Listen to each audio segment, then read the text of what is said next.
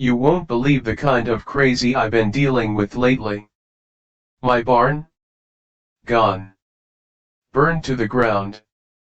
And get this, the homeowners association actually tried to evict me because of it. Said I was disrupting the peace. Funny thing is, the only thing that ended up in pieces was their precious little HOA. Let me rewind a bit. But first, drop a comment and let me know where you're tuning in from today. The fist connected with my jaw so hard, I tasted blood. My work boot slid in the mud, but I didn't go down. Didn't even flinch. I just straightened up, wiped the blood from my lip with my thumb, and gave him a slow, easy smile. The kind of smile you give a guy right before you metaphorically bury him 6 feet under. Across the yard, the enforcers stiffened. 3 of them, black tactical vests, mirrored shades, buzz cuts like they all hit the same bad barber shop. They thought they were the wolves. They had no idea they just poked a bear. You wanna try that again, tough guy? I asked, my voice low, calm, and yet, maybe a little dangerous. The short, buzz-cut dude shifted his weight, looking like he wasn't sure whether to throw another punch or make a run for it. The tall one with the clipboard cleared his throat, trying to regain control of the situation. You're in direct violation of HOA Section 4B, Article 7, sir, he said, his voice cracking slightly at the end. We're authorized to enforce compliance. Enforce?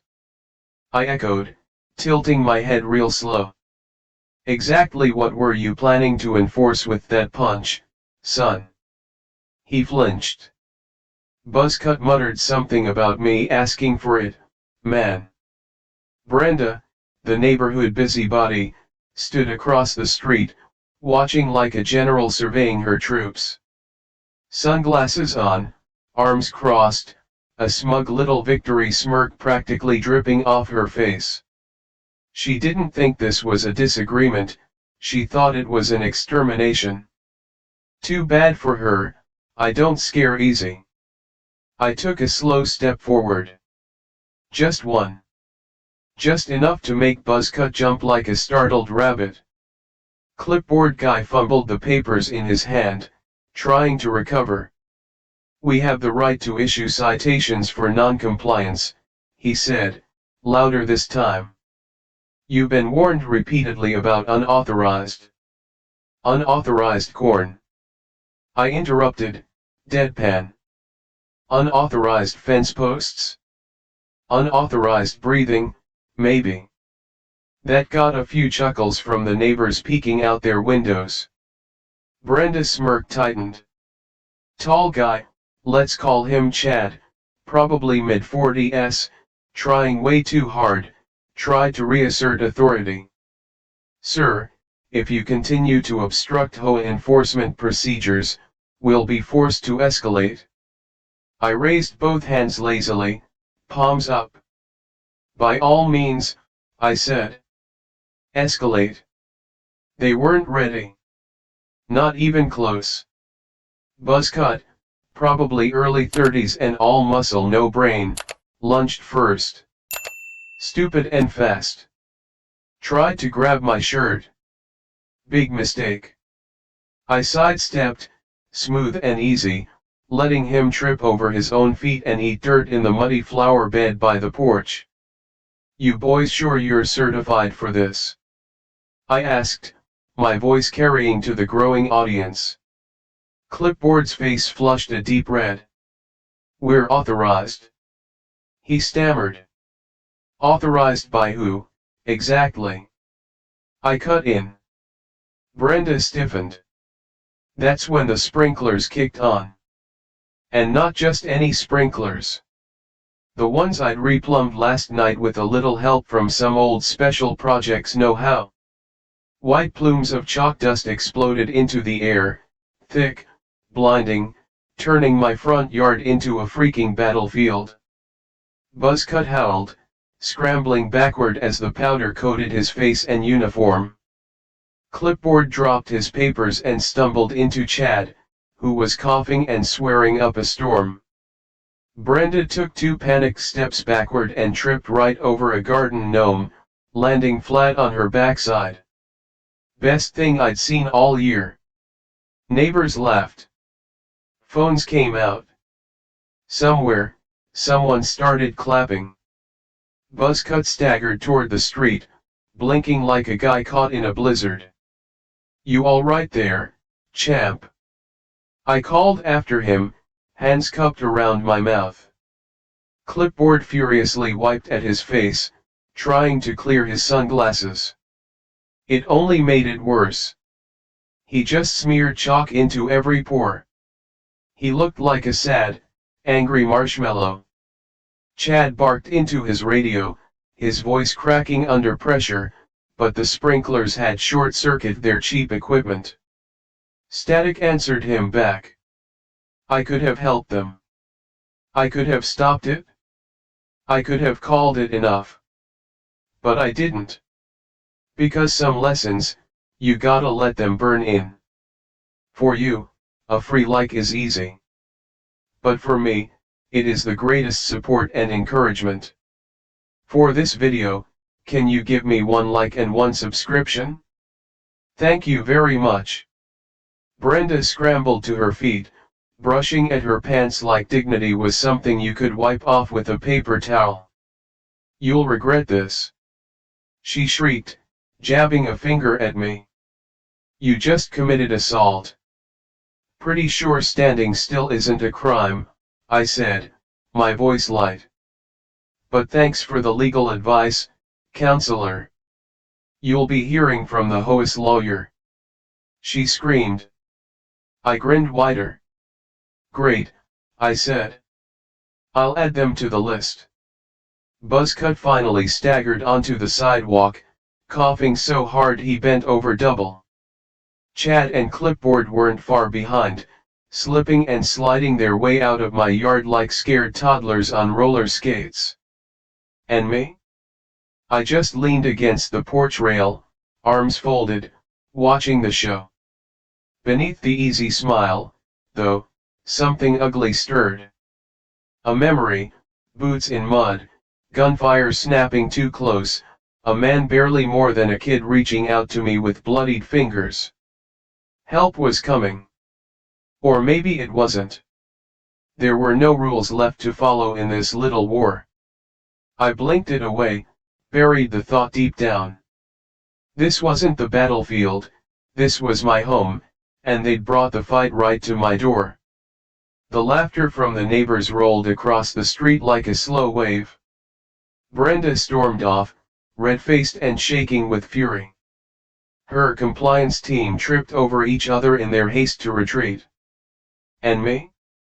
I went inside, closed the door with a soft click, walked to the kitchen, poured myself a cup of black coffee, sat at the table, and smiled again. Because today was just the beginning. Because underneath all the fines, the threats, and the petty harassment was something worse. Something they thought I'd never find. And when I did, there wouldn't be any chalk dust to hide behind. The roof of the farmhouse sagged like it was trying to give up before I even moved in. The porch slumped like a tired old boxer. The fields whispered promises to swallow me whole if I wasn't careful. Great bones. The real estate agent chirped, wading through the knee-high weeds in heels way too expensive for this disaster zone. Imagine the possibilities. I did, I replied, mostly imagining bonfires and bulldozers. She thrust the clipboard at me like she was handing off a live grenade. Sign here. I signed. Broken things I could fix, those I understood. It was people I didn't trust anymore. The first week, the barn tried to kill me twice, a loose beam here, a rotten step there. The second week, I woke up to a raccoon making himself comfortable under the kitchen sink. Still, I didn't mind. Out here, things broke, and you fixed them. Simple. No lies, no backstabbing, no whispered regrets that kept you up at 3 a.m. Maybe, I thought, if I worked hard enough, buried myself deep enough in sweat and wood shavings, I could smother the man I used to be under a mountain of chores. For a while, it worked. Then Brenda arrived. Not with a casserole, not with a welcome to the neighborhood smile. Nope. She came armed with a clipboard and a shiny badge pinned to her chest like she'd earned it in combat. "Good afternoon," she chirped, stopping at the edge of my porch like she was allergic to dust. "I'm Brenda, president of the Homeowners Association." I leaned against the porch post, nodded once. "Afternoon," I said. "You inspecting my porch or planning a hostile takeover?" She blinked, recovered with the kind of brittle smile that said, "I eat guys like you for breakfast." "Just a friendly compliance check," she said. "Standard procedure to maintain neighborhood aesthetics."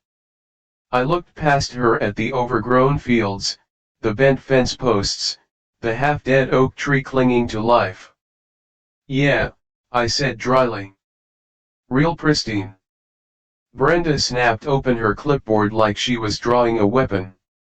"Your tractor's visible from the road. Violation. Your flagpole exceeds the 12-foot height limit. Violation. And this porch." She squinted, her nose wrinkling. "Unsightly." I shrugged. "Guess you're going to have to fine me for existing." She smiled wider, teeth flashing.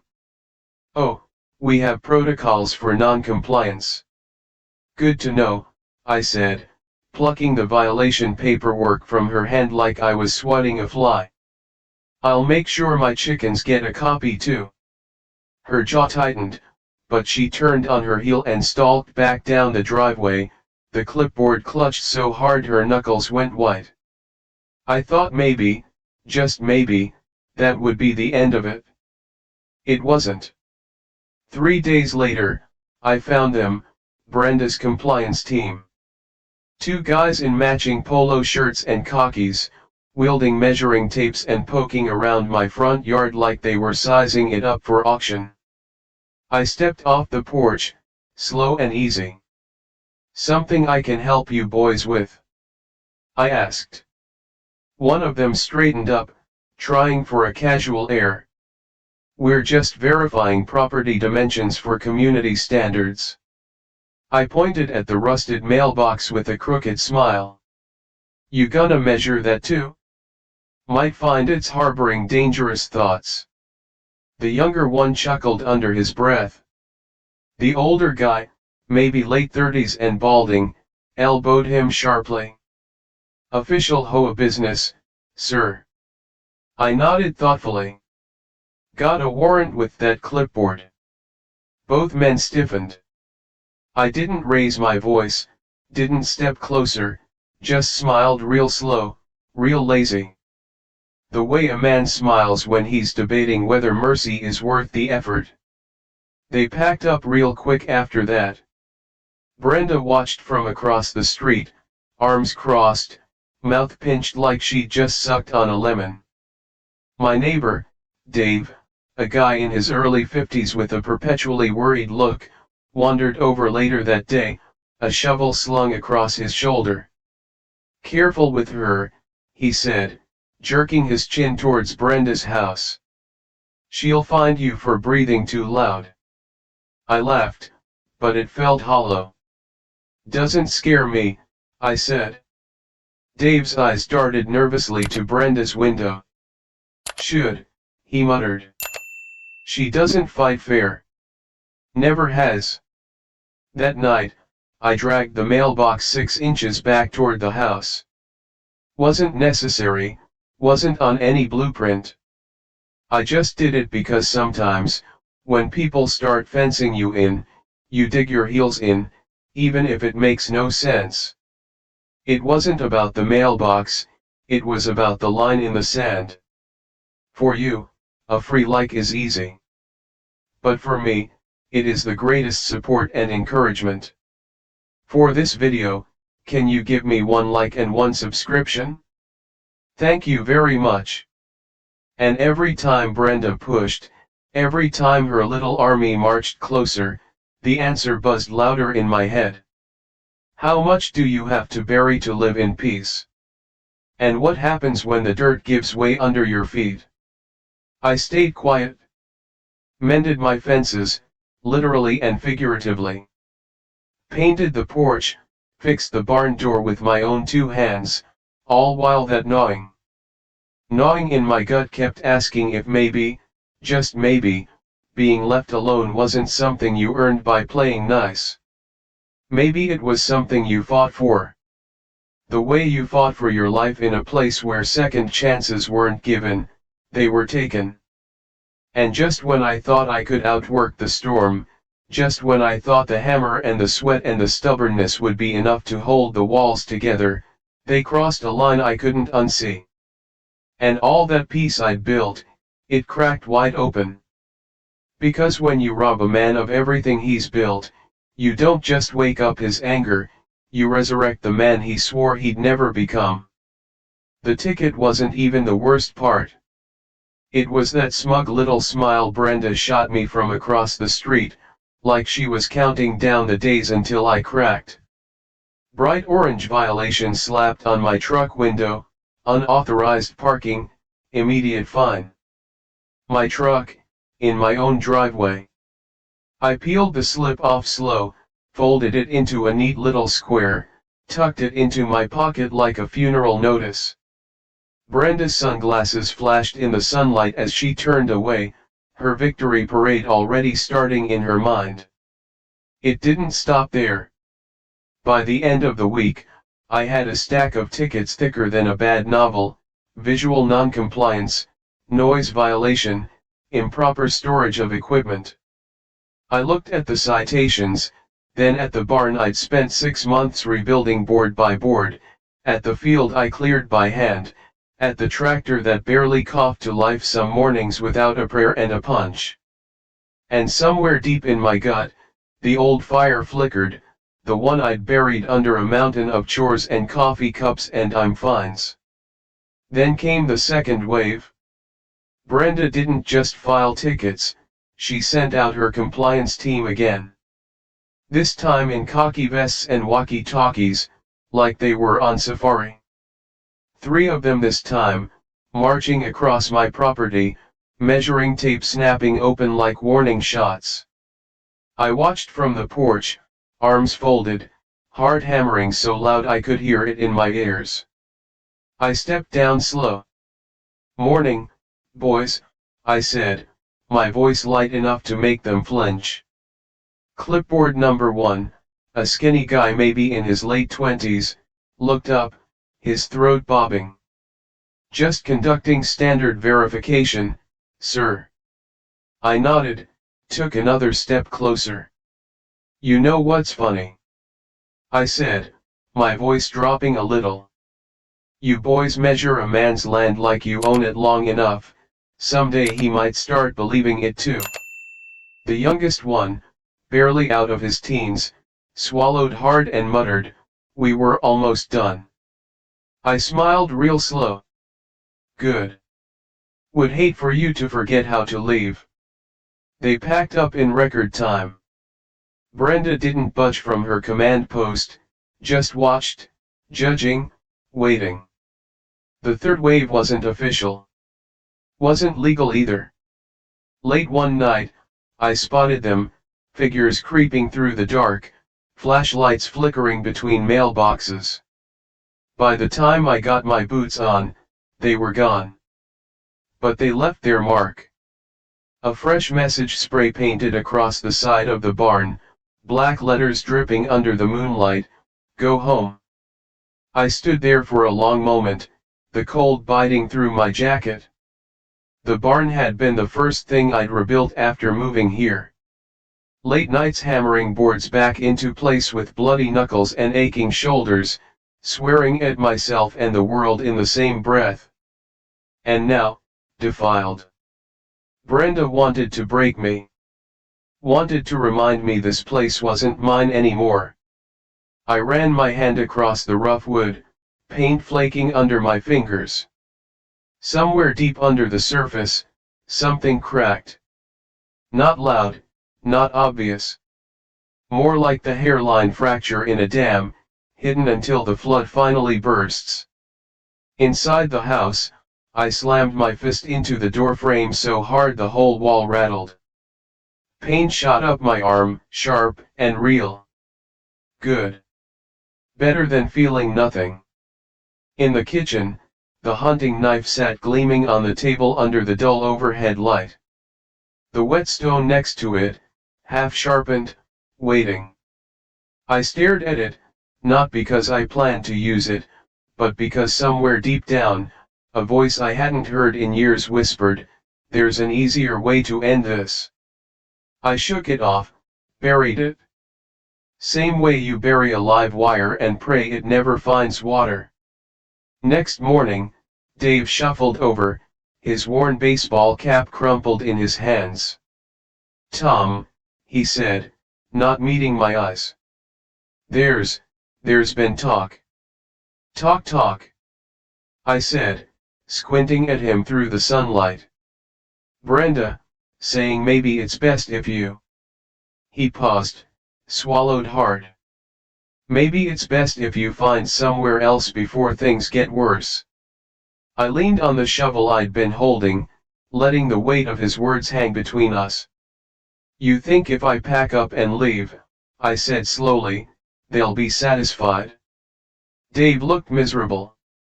I think sometimes it's not about fairness, it's about survival." I nodded once, slow and deliberate. "Tell them," I said, my voice low and steady. "They better pray I stay quiet, because the man who came before me, he doesn't negotiate." That night, I stood in the barn again, staring at the vandalism. I pictured fixing it, painting over it, pretending it never happened. And then I pictured burning it to the ground, just to spite them. Both images felt good. Both images felt wrong. How much of yourself do you have to bury to live in peace? How much before you bury the best part? I closed my eyes, felt the night air on my skin, felt the tremor in my fists, felt the tight, pulsing weight of a decision I hadn't made yet but was getting closer to every second. And somewhere out there in the dark, I knew Brenda was watching, waiting, praying I'd make the first move. And when I did, it wasn't going to be a fight over property lines anymore. It was going to be a war they couldn't win. The first body hit the dirt before we even got the signal. 1 second, Mikey Jenkins was shouting a joke about the heat. The next, he was down, a crumpled heap on the broken pavement, blood spraying where his leg used to be. I can still hear it, that wet smack against concrete. Still taste the copper flooding the air. Still see the stunned look frozen on his face, like he was trying to tell the universe it made a mistake. We were supposed to be invisible, silent, surgical. Get in. Get the hostage. Get out. No noise. No mess. Plans are for people who believe chaos takes reservations. The ambush wasn't tactical, it was a chainsaw through a silk curtain. Explosions tore the world sideways. Gunfire chewed through walls and air and flesh alike. Somebody screamed. Might have been Mikey. Might have been me. I grabbed Mikey by the vest and hauled him behind the nearest chunk of wall I could find. "Stay down," I barked. His mouth moved, but no sound came out over the roar. Blood poured between my fingers, sticky, hot, real. The hostage was screaming too, somewhere up ahead. Thin, panicked shrieks threading through the gunfire like razor wire. The co barked into the comms, "Leave him. Move to the package." My boots skidded on the broken concrete as I hesitated. For one long, awful second, I froze. Orders, duty, training, all screamed at me to move forward, leave Mikey, prioritize the mission. And then there was the other voice, the quieter one, the one that sounded an awful lot like my father and my first sergeant. And the part of me that refused to die when the bullets started flying. "You leave a man behind, you leave a part of yourself too," I swore, sharp and raw, and pivoted back into the storm. Bullets snapped past so close I felt the heat of them on my skin. Concrete spat into my face like a sandblaster. I ran anyway. Mikey was trying to crawl with one good arm, the other hanging useless at his side. I dropped low, hooked my arms under his, and dragged him into the mouth of a crumbling alley. His breath came in short, broken gasps. Blood soaked through my sleeves, seeping cold into my skin. He kept whispering something. "Sorry. Sorry. Sorry." The hostage's screams faded. Gunfire drifted away. And when I finally looked back over my shoulder, she was gone. We made it to cover, but the mission was already a graveyard. Backup never made it through. Extraction window slammed shut. The after-action report was clinical, hostage unrecovered. Unit compromised. Priority re-established, control. They gave me a commendation for bravery, pinned a ribbon on my chest, and called it a win. But when I closed my eyes, all I could see was Mikey's blood pooling in the cracks of the sidewalk and a pair of sneakers abandoned in the dirt. Later, Mikey tried to thank me. I cut him off. Didn't want to hear it. Didn't want to drown in it, because saving him hadn't felt like heroism. It had felt like failure wearing a different face. Back at the base, I found Mikey's helmet. Cracked, scorched, stained. I keep seeing it even now, sitting there empty. Just like the place inside me where the last good piece of me used to live. That's why the farm mattered. Why every fence post and every hammered nail and every clump of stubborn weeds mattered. It wasn't just a hobby, it was a prayer. A hope that maybe, just maybe, if I built enough, mended enough, made enough, I could fix the part of me that never came back from that street. But peace isn't permanent. It's a house made of matchsticks in a thunderstorm. And Brenda? She wasn't just lighting matches, she was stacking gasoline cans on my porch. Standing there now, on the farm I rebuilt with blood and stubbornness, I could feel it again. The tremor in my hands, the pounding in my ears, the whispering voice asking the same old question, how much of yourself do you have to bury to live in peace? How long before the grave you dig is your own? My fists clenched at my sides, nails biting into palms slick with sweat. I saw Mikey. I saw the hostage. I saw the barn. I saw the vandalism. And somewhere deep in my chest, the dam started to splinter. I wasn't just some farmer with a bad attitude anymore. I was a fuse burning towards something Brenda couldn't even spell, much less survive. Because once you tear away a man's reasons for mercy, all you're left with is the reason he learned to fight in the first place.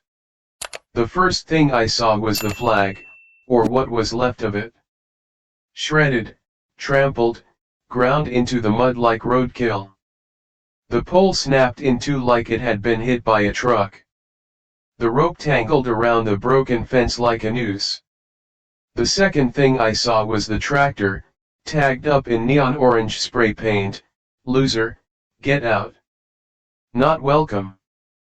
My fists clenched so hard my nails. Breathing through my nose, slow and steady, like I'd learned to do when bullets rained and thinking got you killed. The third thing, the fence collapsed in 3 places, slats scattered like broken ribs across the dirt. The one thing I'd rebuilt by hand after everything else had fallen apart.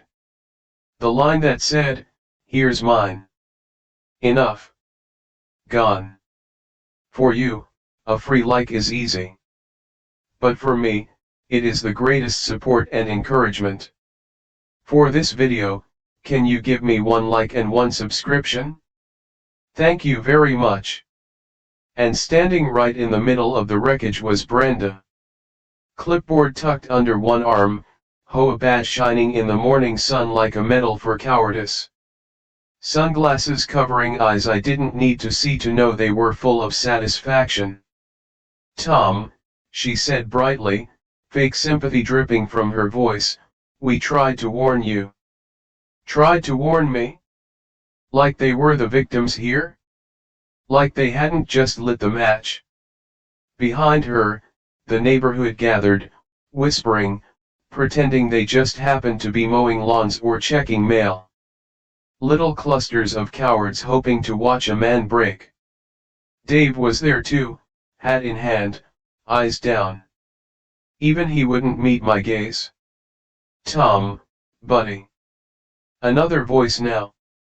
Mr. Henderson, a neighbor I barely spoke to. White hair, soft hands, always trimming roses nobody cared about. "Maybe you should just, let it go," he said awkwardly. "Nobody wants trouble. It's just a flag, just some paint." "Just a flag," I repeated quietly. "Just some paint." The words tasted like rust.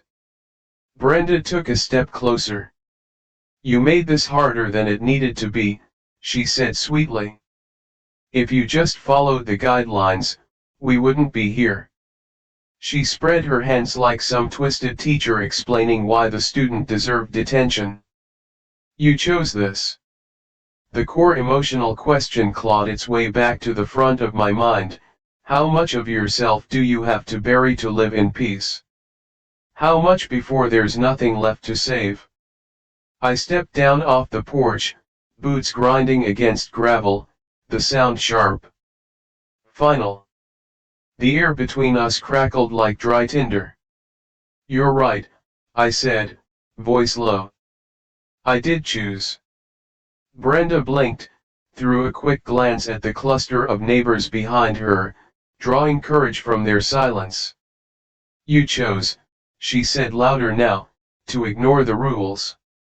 To disrespect the standards we all agreed to uphold." I took another step. Standards like vandalizing property. Another step. Standards like stealing flags. Another step. Standards like gutting the spirit out of a community, one fine at a time. My boots crunched to a stop less than 3 feet from her. Close enough to smell the expensive floral perfume barely masking sweat. "You don't care about standards," I said, voice dropping even lower. "You care about control." Brenda opened her mouth. I didn't let her finish. "You think if you poke and prod a man long enough, he'll fold. Apologize. Crawl back into whatever little box you build for him." I leaned in slightly, voice soft, lethal. "But what happens, Brenda, when you corner something that doesn't break?" For the first time, her mask cracked. A tiny tremble at the corner of her mouth. "Tom, come on, man," Mr. Henderson said, stepping forward, hands raised. "Nobody wants this to get ugly." I turned my head slowly, looked him dead in the eye. "It's already ugly," I said.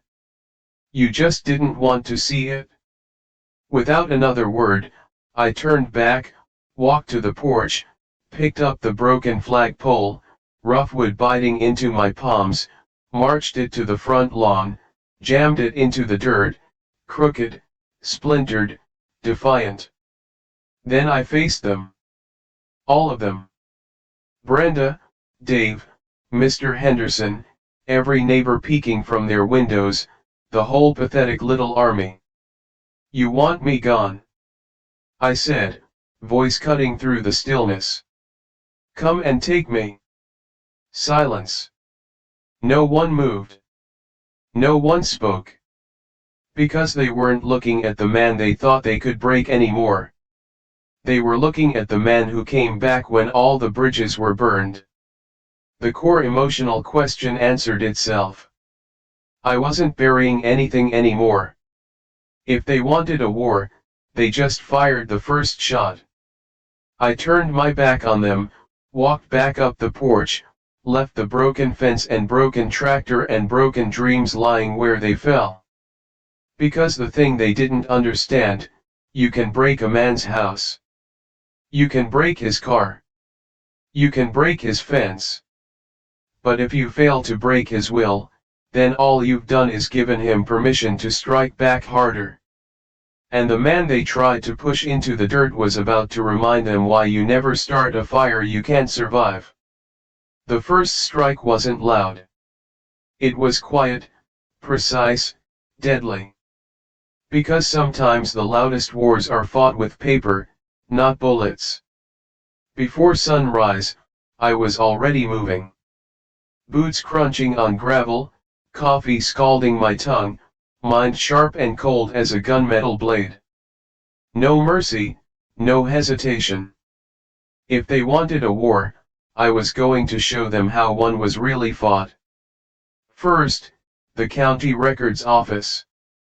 Tucked between a crumbling courthouse and a diner that served eggs hard enough to chip teeth.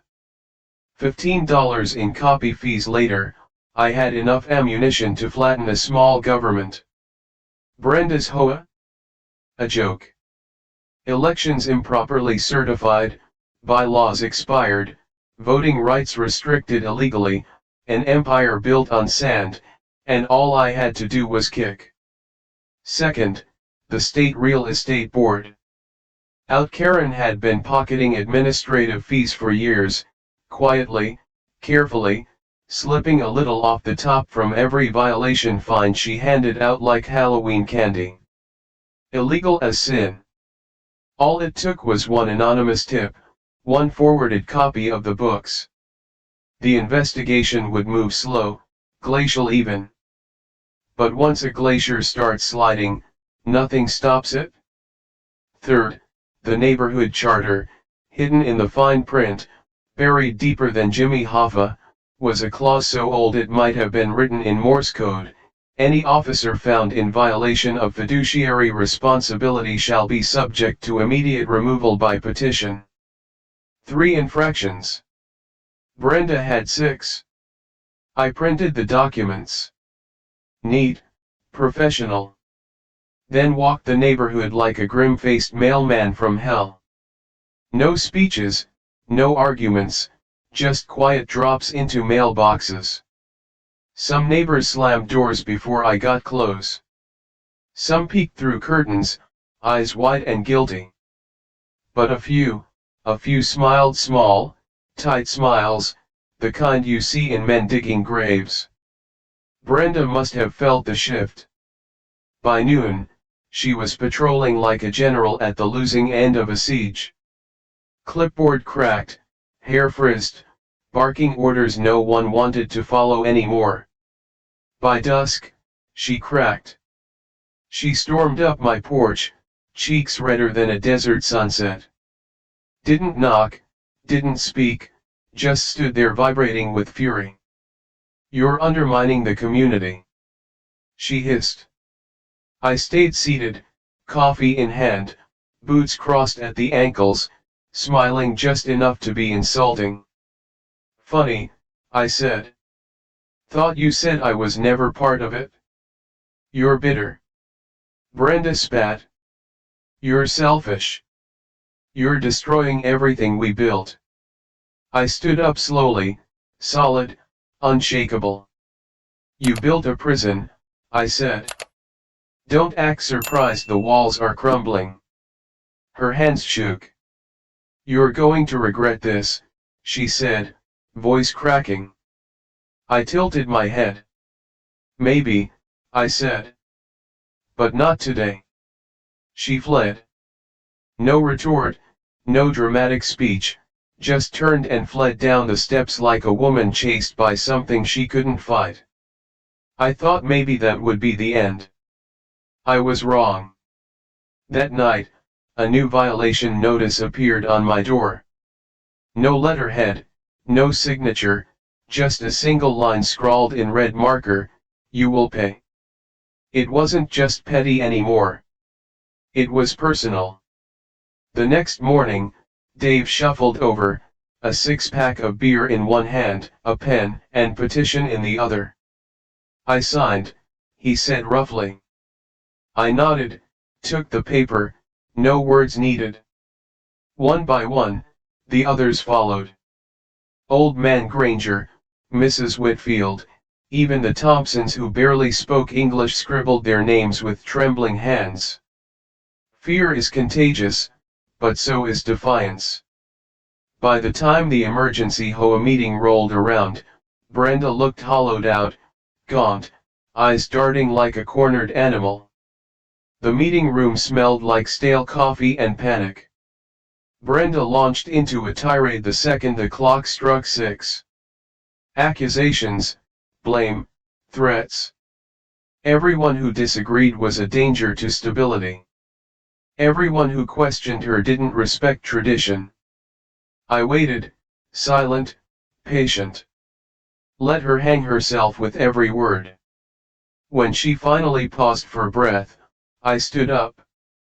Point of order, I said loudly enough to rattle windows.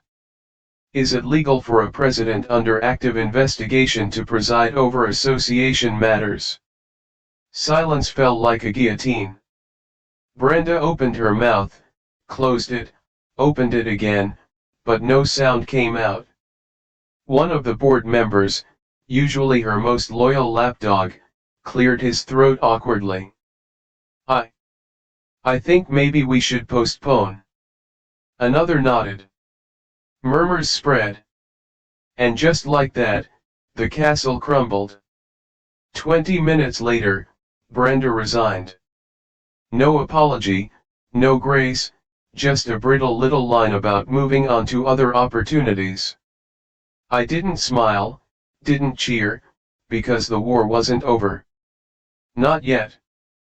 That old voice, the one I thought I'd buried with every fence post and hammer swing, it whispered again, be ready. They always come back. How much of yourself do you have to bury to live in peace? Wrong question now. Now it was, how much are you willing to unleash to keep it? Because Brenda wasn't finished, she was wounded, humiliated, cornered, and cornered enemies are the most dangerous of all. The next move wouldn't be legal. It wouldn't be official. It would be personal. And when it came, I would be ready.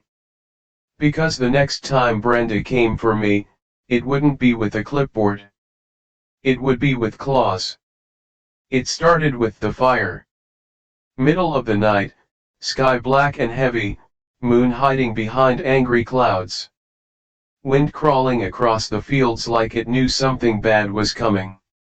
The smell hit first. Not wood smoke, not something warm and human.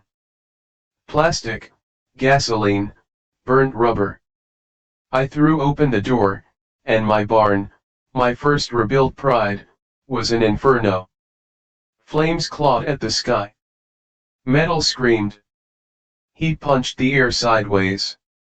For a heartbeat, I just stood there, frozen. The way you freeze when the world snaps in half and survival instinct hasn't caught up yet. Then instinct roared back. I grabbed the hose. It spat a pitiful arc of water that turned to steam before touching the flames. Buckets. Laughable. The flames mocked me. Hungry and endless. Sirens howled somewhere distant. Too far, too slow. Same story, different battlefield. Neighbors drifted out, pretending they were spectators, not accomplices. And across the street, arms folded, jaw set, eyes cold enough to burn, stood Brenda. No clipboard now, no badge, just pure hatred, raw and naked. I dropped the hose, walked every step heavier than the last. Smoke clawing at my skin, breath burning my lungs. Brenda didn't flinch. She wanted me to come. She wanted me to snap. You did this, I said, voice low enough to be dangerous. Brenda smiled, small, cruel. Prove it, she said, then leaned in just a little closer and whispered, men like you are always one bad night away from showing your true colors. Something fractured inside me. Not shattered, not yet, but cracked loud enough for me to hear. I stepped closer. Too close. Close enough that one move, one swing, one dash would end it. The core emotional question thundered inside my skull, how much of yourself are you willing to unleash to keep peace? How much are you willing to destroy to rebuild it? For you, a free like is easy. But for me, it is the greatest support and encouragement. For this video, can you give me one like and one subscription? Thank you very much. I saw it. Me driving her into the dirt. Me lighting this whole rotten neighborhood up like the barn. The battlefield flashed back. Buildings burning. Men screaming. Smoke so thick you could barely breathe, let alone pray. A rifle in my hands, too heavy to let go. One punch. That's all it would take. One punch. And the worst version of me, the one I buried deep under fence posts and tractor parts, would surface for good. My fist trembled, nails biting into palms slick with sweat. I stepped back, staggered like I'd taken a hit. Brenda saw it, saw restraint, and mistook it for weakness. Her smile widened. You can't win, she hissed. You don't belong here. Behind her, the neighbors murmured. Some pretended to be disgusted. Most just watched, waiting, wanting me to be the monster they could point to and say, see? We were right about him all along. The fire trucks rolled up, lights spinning, men shouting. But it was already too late. The damage was done. Not just to the barn, to everything. I didn't stay for the questions. Didn't stay for the pity. Didn't need the looks that said, poor crazy veteran couldn't keep it together. Hours later, when the fire coughed out its last breath, I stood in the ashes. Ash in my boots, ash in my hair, ash in my blood. Dave wandered over, his worn baseball cap twisted in his hands like it was about to break. I'm sorry, he said, voice barely louder than the wind. I didn't look at him, couldn't. Forgiveness costs energy, and I wasn't spending it anymore. Inside the house, I peeled off my smoke-stinking clothes, scrubbed under water so hot it blistered, still couldn't wash the smell off. The smoke clung not just to my skin, to everything. At the kitchen table, the old hunting knife waited. Old, but not forgotten.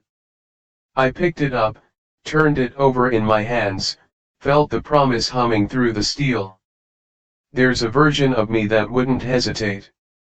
And that version? It wasn't buried as deep as I'd hoped. Brenda thought she'd broken me. Thought she'd burned the fight out of me. She hadn't. She'd burned away the last reason I had for playing by their rules. How much of yourself are you willing to unleash to keep peace? Not enough. Now what are you willing to destroy to rebuild it? The line was drawn.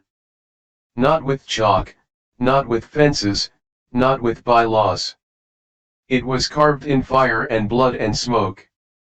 Brenda thought she understood war. She didn't. But she was about to learn. Because when I struck back, it wouldn't be polite. It wouldn't be legal. It would be final. The first move had to be clean, cold, precise. Before sunrise, I loaded the truck, toolbox, gas cans, heavy gloves, and something sharper than steel, resolve. The world outside was the kind of quiet that only shows up before a storm tears everything apart. I didn't feel rage, not the hot, blinding kind that eats you from the inside out. No. This was colder, sharper, surgical. Brenda had lit the first fire. I was going to finish it. The first target wasn't her house. Too messy, too personal. You don't swing for the king first. You collapse the kingdom around him. Her empire, the petty enforcers, the clipboard zealots, the neighbors who weaponized fear. They all leaned on one thing: control. Fear of fines, fear of violations, fear of whispers in the dark. So I stripped the fear away. Door by door, face to face. First stop, Mr. Henderson. He cracked the door open, robe slung over his narrow shoulders, slippers sagging on his feet. I handed him a manila envelope. Inside, photocopies of the county investigation, screenshots of Brenda's fake fines, proof of her illegal slush fund. Mr. Henderson stared at it like it might explode. I didn't know, he stammered. You know now, I said, voice even. His mouth opened again, closed.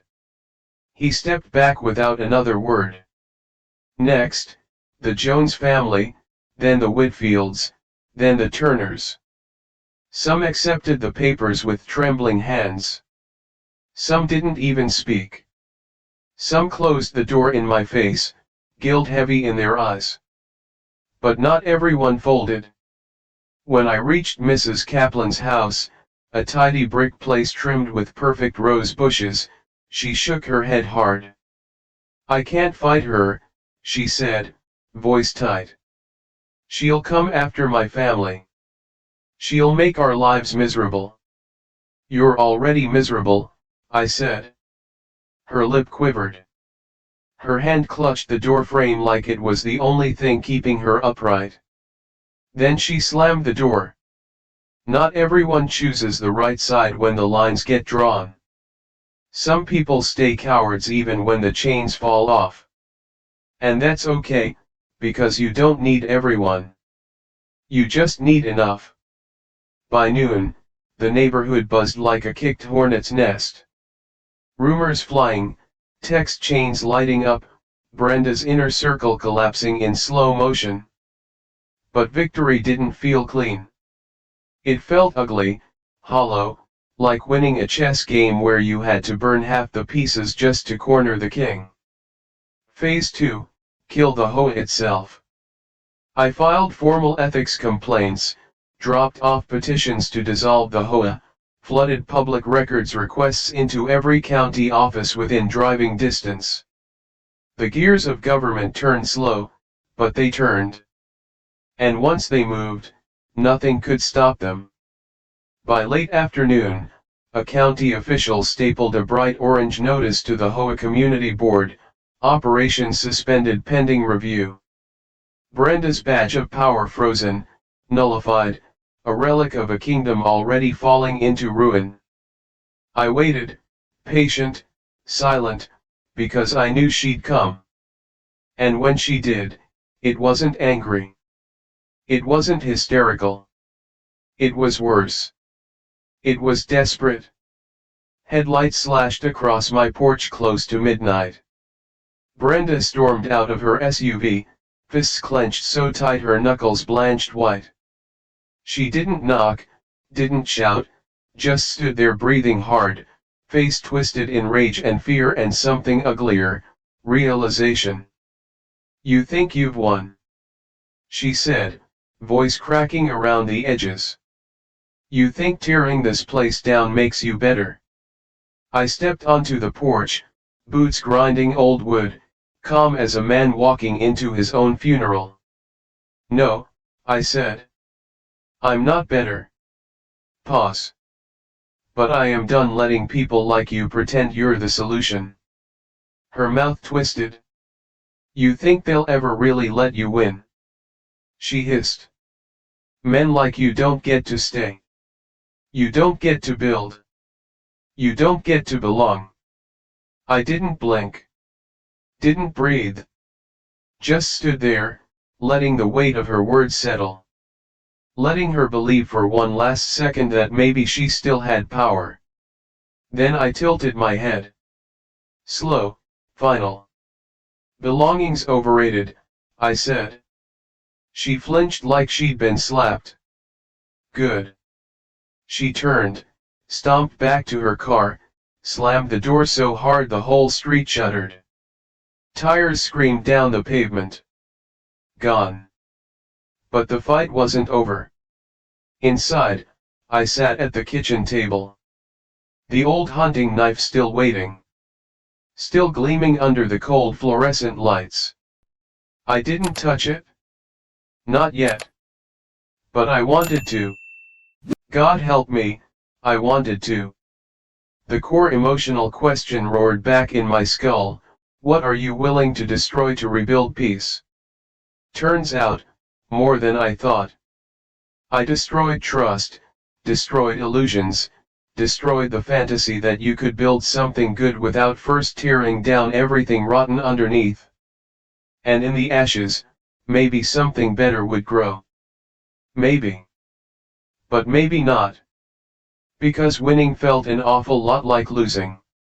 And when I closed my eyes, I didn't see the porch. I didn't see the street. I saw a burning village. That old battlefield. The one we technically liberated. The one we left in ruins. Where victory tasted like ash and guilt. Where we told ourselves it was necessary. Where we told ourselves we'd done good because the truth was too heavy to carry. You don't win clean. Not in war. Not in life. And when Brenda struck back again, because wounded animals always do, I wouldn't be standing on any high ground. I'd be standing on scorched earth. My own. How much of yourself are you willing to lose to save what matters? Because the first real casualty of any war isn't land. It isn't power. It's innocence. And mine was already long gone. Because the final battle wasn't going to be about rules anymore. It was going to be about survival. And survival has a body count. The knock wasn't loud. It didn't need to be. Some sounds carry enough weight without raising their voice. When I opened the door, the first thing I saw was Brenda. The second thing was the sheriff's cruiser behind her. Two deputies, uniforms sharp, eyes already sorry. Brenda didn't bother talking. She just handed them a folded piece of paper, a formal complaint. Criminal intimidation, threats of violence, destruction of property. All lies. All enough. "Sir," the younger deputy said, "we need you to come answer a few questions." I wiped the sweat off my palms onto my jeans. Blood from a fresh cut smeared along the denim. Perfect. I glanced at Brenda. She smiled, soft, weary, tight. A victor's smile, but brittle around the edges. "You really believe this?" I asked. The older deputy shifted. "It's not about belief, it's about procedure." Brenda leaned in just enough to whisper, "Knew you'd slip eventually." I didn't answer her. Didn't give her that. Instead, I said, "Give me a minute." Inside, I rinsed the blood off, wrapped the cut, closed the drawer with the hunting knife in it. Left it there. Not today. At the station, I told them what they needed to hear. Calm, measured, sharp. No threats, no coercion, no crimes. Just survival. They let me go. No charges. No apologies either. But that was never Brenda's plan. She didn't need me arrested, she needed me tarnished. By nightfall, the flyers started. New petitions, new rumors, a neighborhood purge, all legal, all clean, all designed to erase me. And it worked. Mostly. I watched the signatures pile up. Names I recognized, faces I once helped, turning away because it was easier. Only Dave stood by me. Same six-pack in hand, same quiet, tired eyes. I didn't sign it, he said. You staying? He asked. I shook my head. One clean motion, nothing left to say. Some wars end with gunfire, others end with silence. 2 weeks later, the eviction notice came. Official, stamped, 60 days to leave. I packed quiet, fast. The night before I left, I walked the fence line one last time, ran my hand over every scarred post. In the field, half buried in the ash, I found it. A charred splinter of the old flagpole, still upright, still stubborn. I pulled it free, pocketed it, not because it could be fixed, but because it was mine. Brenda won the vote, but she didn't win the war. Because you can evict a man from his land, but not from himself. The core emotional question settled like a second heartbeat: how much of yourself are you willing to lose to save what matters? Answer: enough, but not everything. Because survival isn't about staying, it's about carrying the fire somewhere they can't touch it. And next time, if someone tried to take what was mine, they wouldn't just get the flames. They'd get the man who learned how to survive them. Because once you walk through fire, you don't just fear less. You become something they should fear.